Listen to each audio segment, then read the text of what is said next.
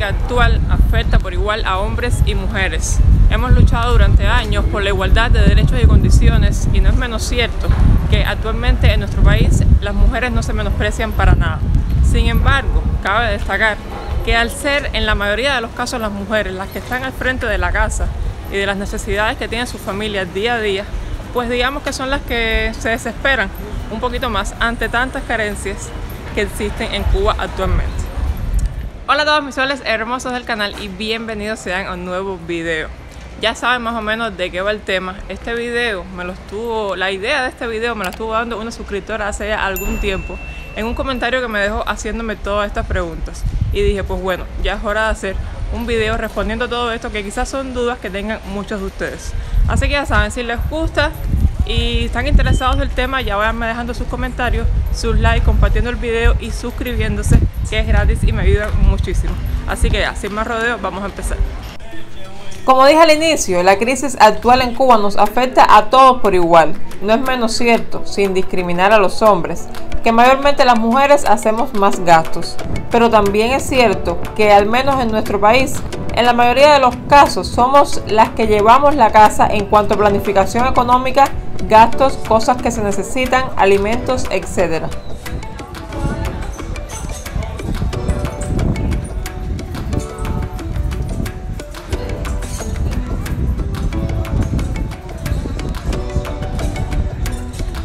En plata cubana y sin dar tantos rodeos, la mujer cubana es la que tiene que inventar cada día qué hacer de comida para llevar a la mesa. Y eso en un país que tiene tantas carencias, créanme que es bastante agotador.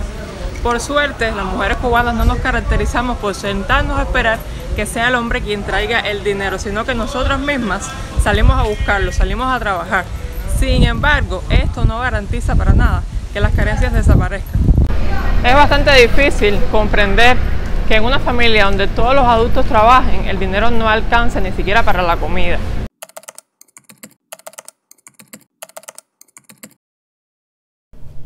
Esta, en mi opinión, es una de las partes más tristes por las que una mujer cubana está pasando a diario. Y es que, obviamente, los niños, sobre todo los más pequeños, no son conscientes de lo mal que la están pasando sus padres y del sacrificio que deben hacer para poder darles lo más mínimo. Los niños son, y si pasan por algún lugar que ven una confitura, posiblemente la quieran. Pero para el salario de una madre trabajadora es imposible acceder a ella, pues debe priorizar otras cosas. Algunas se limitan simplemente a decir que no pueden, que no tienen dinero. Otras sufren en silencio el dolor de no poder complacer a sus hijos. Pero lo cierto es que en la mayoría de los casos no tienen otra opción. Y estamos hablando de algo tan básico como una confitura, pero pasa exactamente igual con utensilios escolares, ropa, zapatos, juguetes, entre otras tantas cosas que necesita un niño. Por estos y otros motivos, evidentemente, la crisis actual influye muchísimo en las mujeres a la hora de proyectar tener hijos, ya que no quieren traerlos al mundo a pasar las mismas necesidades que ellas. Y se ve reflejado claramente en la actualidad, ya que Cuba es uno de los países más envejecidos de América Latina. Obviamente pienso que la crisis económica actual en Cuba limita muchísimo a las mujeres a la hora de tener hijos, porque es que simplemente pensamos, si nosotras estamos mal, ¿qué pasará si traemos un niño al mundo? A pasar trabajo y a sufrir las mismas carencias que estamos sufriendo nosotras. En el año 2021 se reportaron 99.096 nacimientos, siendo la primera vez que se registra una cifra inferior a los 6 dígitos. El país no cuenta con reemplazo generacional desde 1978, pues desde esta fecha la tasa global de fecundidad es menor a los 2 hijos por mujer necesarios para alcanzar este relevo poblacional. En 2021 la TGF fue de 1.45, la menor en la última década.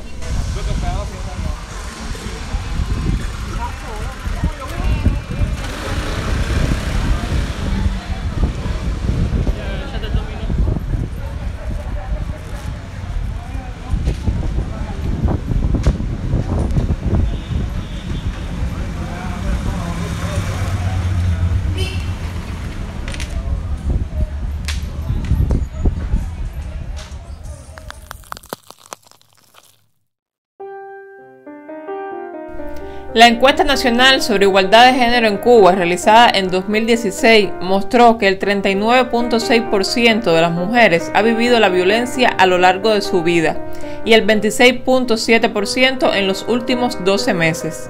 Y este estudio apoya a los resultados obtenidos en el año 2010. La Constitución de la República reconoce la importancia de erradicarla completamente, sin embargo, lo impiden varias carencias. La encuesta nacional sobre igualdad de género refleja que más de la mitad de la población estudiada, el 51.9%, considera que en Cuba es poca, mientras que el 8.9% considera que no existe.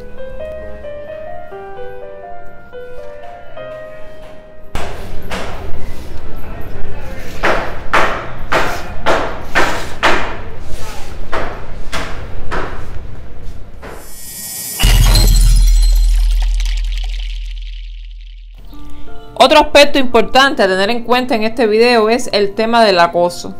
A veces resulta agotador salir a la calle. Una debe andar acompañada, usar audífonos para no escuchar más allá de la música, caminar sin mirar a ningún sitio, no distraerse más de unos segundos o cruzar a la otra acera cuando se acerca a un grupo de hombres. De lo contrario, corres el riesgo de recibir comentarios repetitivos sobre la ropa que usas, el cuerpo que tienes o tu actitud ante el mundo. Algunos pasan por agradables, otros son abiertamente ofensivos, pero casi todos resultan insistentes e intimidantes. El acoso es algo que en mi opinión está bastante presente en la sociedad cubana.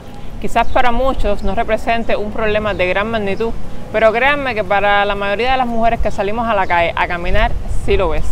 Me refiero a que no se puede salir a la calle sin que los hombres se metan contigo, sin que sientas todo el tiempo esa mirada encima de ti, sin que incluso te digan groserías disfrazados de piropos y encima muchas veces se molestan si ni siquiera decimos gracias. O sea, no tenemos que agradecer nada, no estamos pidiendo que nos digan nada, pero son cosas que pasan acá.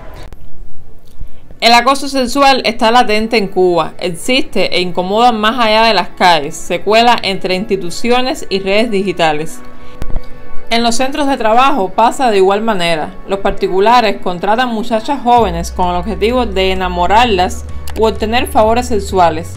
Cuando éstas no quieren, las botan del trabajo o las empiezan a tratar mal hasta que ellas mismas se van.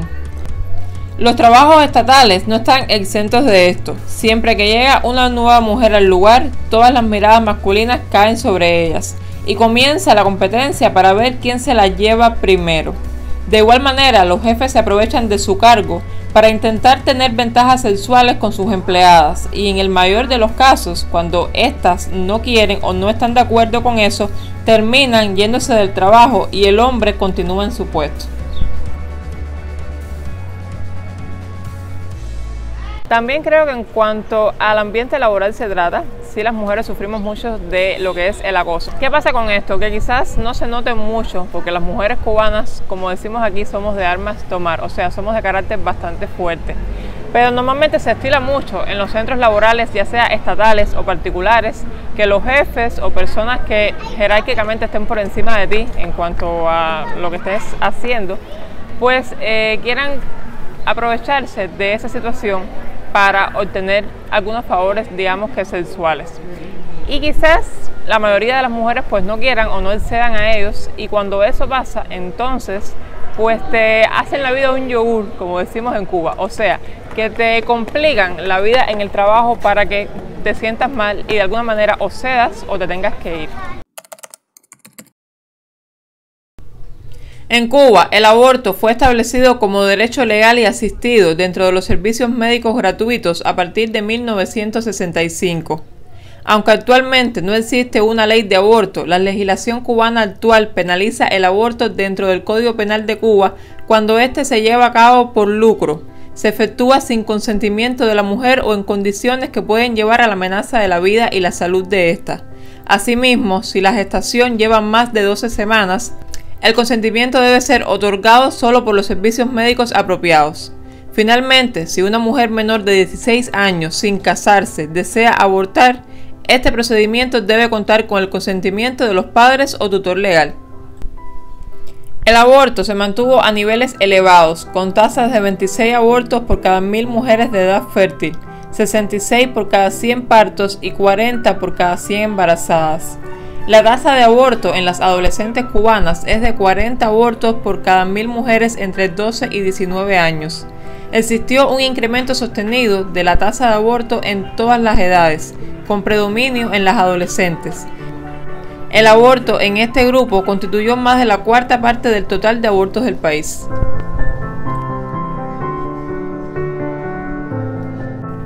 La escasez de anticonceptivos en Cuba se ha convertido en un asunto cíclico en los últimos años.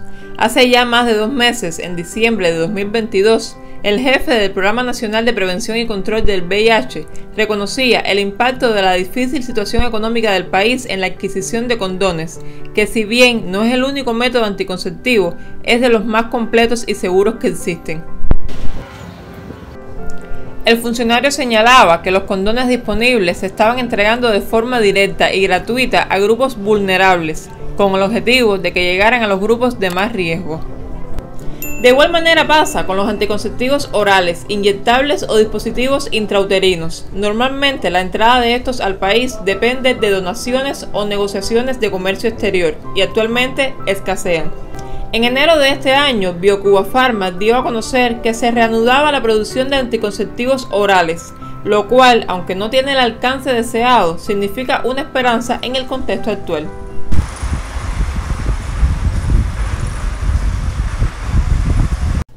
En cuanto a productos de higiene femenina, en las farmacias cubanas venden por la libreta de racionamiento un paquete de 10 toallas sanitarias al mes.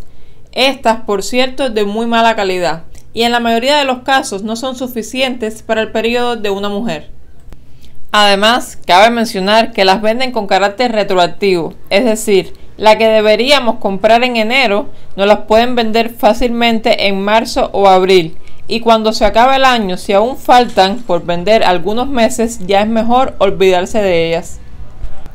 Fuera de esto, las mujeres debemos comprar este tipo de productos en el mercado informal o en las tiendas en dólares, ya que es donde único aparecen.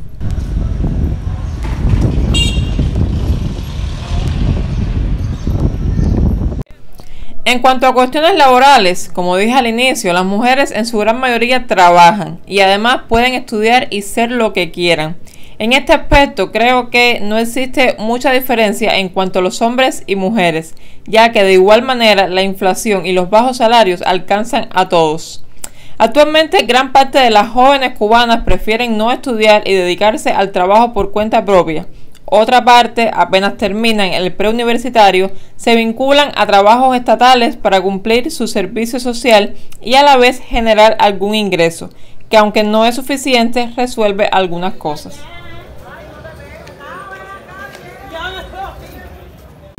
Chicos, y hasta aquí el video en el día de hoy. Espero que les haya gustado este tema, espero que les haya aclarado algunas dudas que algunos de ustedes tenían. Si fue así, déjenme su like, su comentario, su suscripción, compartan el video y todas esas cosas que me ayudan muchísimo. Les mando un besote enorme para todos, los quiero un montón y nos vemos ya en otro video. Hasta la próxima, chao.